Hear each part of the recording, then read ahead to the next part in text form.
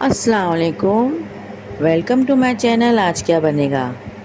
तो बारिश का मौसम शुरू हो चुका है, तो पकोड़े ना बने ये तो हो ही नहीं सकता। तो आज हम बनाने वाले हैं पकोड़े, लेकिन बनाएंगे हम स्वीट कॉर्न के पकोड़े, भुट्टे के। जो हम भुट्टा खाते हैं ना, उसी के पकोड़े बनाएंगे। तो उसके लिए हमने सारे दाने निकाल कर रख लिए हैं उसको। अब उसमें हम आधे, जो एक भुट्टा के करीब होगा, तो एक भुट्टे में से हमने आधा, एक मुट्ठी जो है निकाल कर हमने उसे पीस लिया है, मिक्सर ग्राइंडर में ग्राइंड कर लिया है। तो अब ग्राइंड होने के बाद में फिर उसे एक कटोरे में अपने अलग से निकाल लेंगे। फिर उसमें, उसी बर्तन में हम जो दाने निकाले थे भुट्टे के, वो भी उसमें डाल देंगे। और फिर उसके बाद उसमें हम बाकी सारे मसाले डालेंगे। तो जो हमने मसाले लिए हैं वो है हल्दी, मिर्च पाउडर, काली मिर्च पाउडर, चाट मसाला और नमक, और कुछ प्याज के बारीक काट कर ले लेंगे, और कुछ हरी मिर्च चॉप लेंगे, धनिया और थोड़ा सा अदरक। इसे हम सब चीज़ों को हम बारीक चॉप करके ले लेंगे।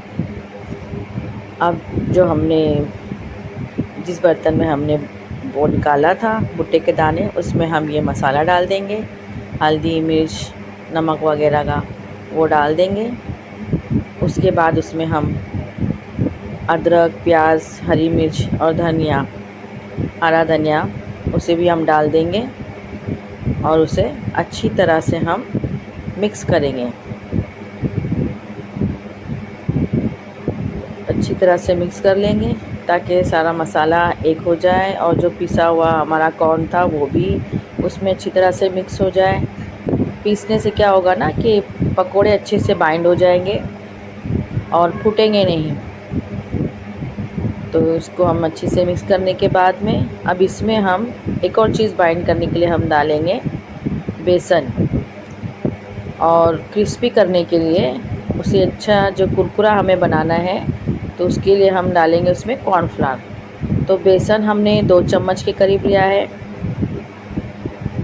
और कॉर्नफ्लावर जो है हम 1 चम्मच लेंगे। थोड़ा ही लेंगे हम, जिससे वो बहुत क्रिस्पी बनते हैं। तो 1 चम्मच हम उसमें कॉर्नफ्लावर डालेंगे, और फिर उसे अच्छी तरह से हम मसलेंगे, उसको मिक्स करेंगे अच्छी तरह से कि मसाला लग जाना चाहिए सब जगह पूरी तरह से। जो हमने कॉर्नफ्लावर और बेसन डाला है वो भी अच्छी तरह से मिक्स हो जाए, कहीं छूटे ना। और फिर उसके बाद हम एक तरफ पैन में तेल डालकर गरम करने के लिए रख देंगे, ताकि जब तक हमारा तेल भी गरम होता रहे। तो ये अच्छी तरह से मिक्स हो रहा है और अच्छी तरह से बाइंड भी हो जा रहा है। तो अब इसे हम तेल में छोड़ते जाएंगे। देखिए, इतना 1 चम्मच के इतना बेसन बच गया है और थोड़ा सा कॉर्नफ्लावर बच गया है। तो ये हम साइड में हटा देंगे इसको, अब इसकी ज़रूरत नहीं है।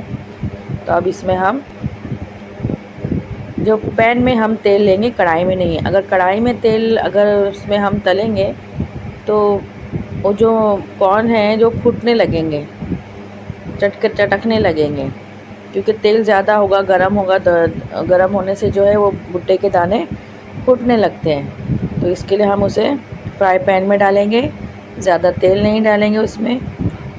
इतना डालेंगे कि हाँ वो हाफ के इतना डूब जाए उसमें, और फिर उसके अलट पलट करके उसे हम फ्राई कर लें। तो अच्छी तरह जितने भी हमारे पैन में आता है उतने हम उसे थोड़ा थोड़ा करके डाल देंगे पकोड़े की शेप में, और डाल देंगे। तेल भी अच्छी तरह से गर्म हो चुका था। अब इसे हम मीडियम पे कर देंगे, ताकि पकोड़े जो है जले ना। अगर फास्ट पर होगा गैस, हाई पे गैस होगा, तो वो जलने लगेगा, पकोड़े जलने लगेंगे और अंदर से कच्चे रह जाएंगे। तो इसलिए हमें इस बात का ध्यान देना है। तो हमें मीडियम आंच पर, तेल पहले अच्छी तरह से गर्म करने के बाद में ही मीडियम आंच पर करके फिर उसमें हम पकोड़े तलते रहें। तो अलट पलट करते रहें, ताकि वो पता चलते रहेगा कि किस तरफ से पकोड़े पक रहे हैं मतलब एक तरफ से क्रिस्पी होने लगता है तो फिर हम उसे दूसरी जगह से उसको पलट देते हैं। तो अब ये इसी तरह से हम उसको अलट पलट करके हम बनाएंगे। तो इसी तरह से वो पक जाता है और क्रिस्पी भी होने लगता है। और ज़्यादा गैस हाई भी मत रखिए, वरना जो कॉर्न है वो फूटने लगेंगे। तो इसी तरह से हम इसे करते रहेंगे अलट पलट। तो ये पकोड़े अच्छा टेस्टी लगते हैं। प्याज और आलू के पकोड़े तो हमने बहुत खाए हैं, हमेशा हम बनाते ही रहते हैं, बिना मौसम भी बनाते हैं। लेकिन ये जब कॉर्न का जो सीज़न आता है तो उस वक्त ये बनाए तो बहुत अच्छा लगता है, खाने में भी और बनाने में भी। तो आप भी इसी तरह से बनाइए।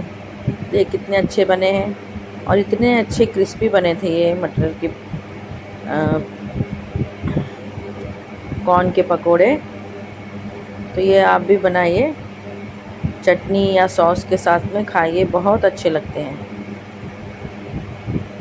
सारे तैयार हो चुका है, अब इसे हम सारा प्लेट में निकाल लेंगे। और धनिया की चटनी के साथ में बहुत अच्छा लगता है।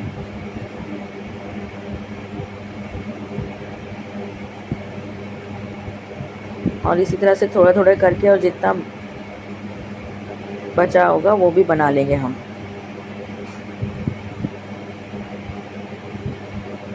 तेल भी ज़्यादा नहीं लगता इसमें, नहीं तो ऐसा होता है ना, कोई कोई पकौड़ों में तेल ऑब्जर्व कर लेता है, सोख लेता है तेल। तो इसमें नहीं होता, तेल ज़्यादा सोख नहीं करता, तो खाने में भी अच्छा लगता है। तो इस पर से हम चाट मसाला डाल देंगे तो और भी अच्छा लगता है फिर खाने के लिए। तो इसी तरह से आप भी बनाइए और खाइए, और हमें भी दुआ में याद रखिए।